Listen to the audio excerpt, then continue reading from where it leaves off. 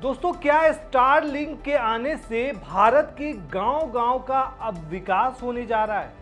क्या जियो और एयरटेल के लिए ये बड़ी मुसीबत बन चुका है? और सबसे बड़ी बात, यूजर्स को किसमें सबसे ज्यादा फायदा होने वाला है? ये कुछ सवाल हैं जो लोग पूछ रहे हैं। दरअसल दोस्तों, एलन मस्क की satellite based internet service Starlink को आखिरकार भारत में एंट्री के लिए लाइसेंस मिल गया है। इस खबर ने टेलीकॉम सेक्टर में हलचल मचा दी है। स्टारलिंक सैटेलाइट इंटरनेट के भारत आने से क्या बदल जाएगा, आपकी पॉकेट से कितना खर्च होगा और क्या जियो एयरटेल के लिए ये परेशानी बनेगा? क्या इससे जियो को नुकसान होगा? क्या स्टारलिंक के आने के बाद आपकी जियो पर डिपेंडेंसी या फिर एयरटेल पर डिपेंडेंसी खत्म हो जाएगी? और क्या गांव का सचमुच में विकास होने लगेगा? चलिए समझते हैं पूरी कहानी। दरअसल दोस्तों, एलन मस्क की स्टारलिंक को भारत में सर्विस शुरू करने की दिशा में एक और कामयाबी मिल गई है और अब हफ्ते भर में या महीने भर में इस पर काम शुरू हो जाएगा। मतलब आप एक महीने के बाद अब इसको यूज भी कर पाएंगे। दरअसल स्पेस एक्स की satellite based internet service Starlink को भारत में जरूरी लाइसेंस मिल चुका है। अब इसकी लॉन्चिंग में ज्यादा वक्त नहीं बचा है। अब क्या बदल देगा स्टारलिंक? तो पहले समझिए दोस्तों कि बात सिर्फ स्टारलिंक की नहीं है, बल्कि भारत में सैटेलाइट इंटरनेट की है। भारत में अभी सैटेलाइट इंटरनेट शुरू नहीं हुआ है। जियो और एयरटेल भी इस रेस में शामिल होंगे और स्टारलिंक की एंट्री से इस कंपटीशन में एक इंटरनेशनल प्लेयर आ चुका है। अब इससे कंज्यूमर्स को बेहतर सर्विस मिलेगी। और सबसे बड़ी बात दोस्तों, जिस गांव देहात में आप कभी जाते होंगे तो देखते होंगे अरे नेट ही नहीं मिल रहा है, तो अगर स्टारलिंक आता है और गांव-गांव जो ऐसा एकदम रिमोट गांव है वहां अगर ये सर्विस प्रोवाइड होती है तो लोग, जो आज के डेट में आपने देखा होगा दोस्तों कि वर्क फ्रॉम होम का भी कल्चर काफ़ी ज़्यादा बढ़ चुका है। लोग घर पे काम करना पसंद ज़्यादा करने लगे हैं और बहुत सारी आप देखेंगे कि काम जितने भी होते हैं अब वो इंटरनेट पर ही डिपेंडेंट होते हैं। और अगर ऐसा होता है तो गांव में भी बहुत सारी कंपनियां शिफ्ट करने लगेंगी, क्योंकि वहां पे ज़्यादातर उनका इन्वेस्टमेंट जो रहेगा वो बहुत कम रहेगा और उसके बाद जो भी सर्विसेज जो काम रहेगा वहाँ पे ईजिली हो पाएगा। तो ऐसे में गांव का भी विकास होगा। बहुत सारे जो कंपनियां होती है या बहुत सारे लोग जो होते हैं वो शहर में बस इसीलिए आते हैं कि उनको अच्छी इंटरनेट सर्विस चाहिए होती है। अगर गांव में ये चीज़ें प्रोवाइड होती हैं तो गांव में ही वो रहना ज़्यादा पसंद करेंगे, क्योंकि आजकल लोगों का रुझान गांव की तरफ ज़्यादा हो रहा है, क्योंकि वहाँ का इन्वायरमेंट, वहाँ का कल्चर, सारी चीज़ें मिलती है। तो ऐसे में कहीं ना कहीं ये तो एकदम क्लियर बात है कि स्टारलिंक के आने के बाद गांव का भला हो सकता है, गांव का विकास हो सकता है। और हमारा जो देश है वो गांव प्रधान देश है, मतलब कि गांव का ही देश कहा जाता है भारत। 60% से आबादी जो ज़्यादा है वो गांव में ही रहती है। अब सवाल ये है दोस्तों, स्टारलिंक का क्या फ़ायदा होगा?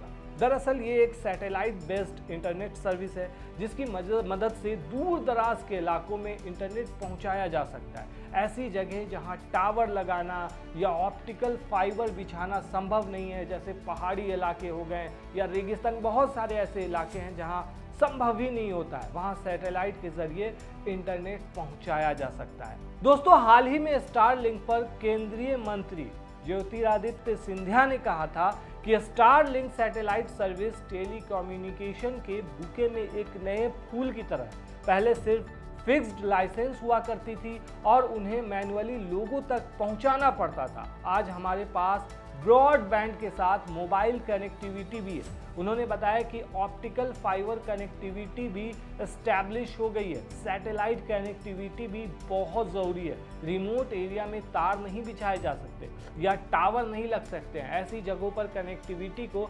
सैटेलाइट की मदद से बेहतर किया जा सकता है। स्टारलिंक भारत में अपनी सर्विस को फेज मैनर में लॉन्च कर सकती है दोस्तों। शुरुआत में स्टारलिंक की सर्विस चुनिंदा यूजर्स के लिए उपलब्ध होंगी। हालांकि कुछ रिपोर्ट्स आई हैं जिसमें दावा किया जा रहा है कि कंपनी प्रमोशनल ऑफर के साथ अपनी सर्विस को इंट्रोड्यूस कर सकती है। अब पॉइंट यह है कि आपकी जेब से कितना खर्च हो सकता है दोस्तों। दरअसल स्टारलिंक $10 यानी कि लगभग 850 रुपए का मंथली प्लान भारत में लॉन्च कर सकती है। और ये संभव है कि स्टारलिंक का ये प्लान एक प्रमोशनल ऑफर हो। स्टारलिंक की सर्विस को इस्तेमाल करने के लिए आपको हार्डवेयर किट भी खरीदनी होगी, ये थोड़ा सा महंगा हो सकता है। इस सर्विस का रेजिडेंशियल लाइट प्लान अमेरिका में $80 यानी लगभग 6,862 रुपये से शुरू होता है। भारत में स्टारलिंक का स्टैंडर्ड हार्डवेयर किट लगभग 30,000 रुपये में लॉन्च हो सकता है। वहीं इससे रिलायंस जियो और एयरटेल जैसे कंपनियों के भी मुश्किलें खड़ी हो सकती हैं। आम यूजर्स के लिए ये समझना जरूरी है कि उन्हें किस सर्विस में ज़्यादा फायदा मिलेगा। ऐसे समझिए, स्टारलिंक पृथ्वी कक्षा यानी LEO में मौजूद सैटेलाइट्स के जरिए इंटरनेट सेवा देता है। इसका सबसे बड़ा फायदा ग्रामीण क्षेत्रों को होगा, जो अभी बताया, जहां फाइबर ऑप्टिक केबल या मोबाइल टावरों के जरिए इंटरनेट पहुंचना मुश्किल होता है। पॉइंट ये भी है कि शहरी क्षेत्रों में जियो फाइबर और एयरटेल एक्सट्रीम फाइबर ने अपनी FTTH यानी फाइबर टू द होम सेवाओं से एक मजबूत नेटवर्क स्थापित किया है, जो 1 Gbps तक हाई स्पीड और किफ़ायती मासिक प्लान प्रदान करता है। जियो एयर फाइबर और एयरटेल एक्सट्रीम एयर फाइबर भी 5G टावरों पर बेस्ड फिक्स्ड वायरलेस एक्सेस यानी FWA तकनीक से कनेक्टिविटी दे रहा है। स्टारलिंक इन कंपनियों के लिए सीधे तौर पर उतनी बड़ी मुसीबत नहीं है। ऐसा इसलिए क्योंकि स्टारलिंक मुख्य रूप से उन क्षेत्रों पर ध्यान केंद्रित करेगा जहां मौजूदा ब्रॉडबैंड कनेक्टिविटी या तो ना के बराबर है या बहुत धीमी है। शहरी क्षेत्रों में जियो और एयरटेल की फाइबर सर्विस स्टारलिंक की तुलना में कहीं अधिक गति में है और कम लागत पर उपलब्ध है। स्टारलिंक उन इलाकों में गेम चेंजर साबित हो सकता है दोस्तों, जहां जियो और एयरटेल अपनी सर्विस नहीं दे पाते हैं। नुकसान भी है, स्टारलिंक की प्रारंभिक किट की लागत काफ़ी ज़्यादा है, मतलब 30,000 से 50,000, जो ग्रामीण उपभोक्ताओं के लिए एक बड़ी बाधा बन सकती है। वहीं आप गौर करेंगे दोस्तों तो इसकी मासिक जो लागत है वो 850 से 1100 तक हो सकती है।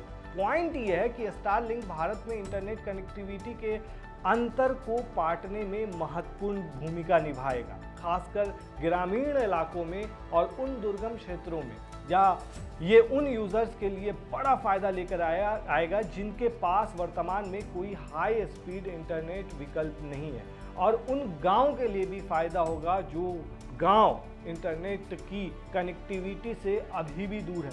दोस्तों, आपको ताज्जुब होगा कि अभी भी बहुत बड़ा एक ऐसा तबका है भारत के अंदर में जो इंटरनेट कनेक्टिविटी से काफ़ी दूर है, कोसों दूर है।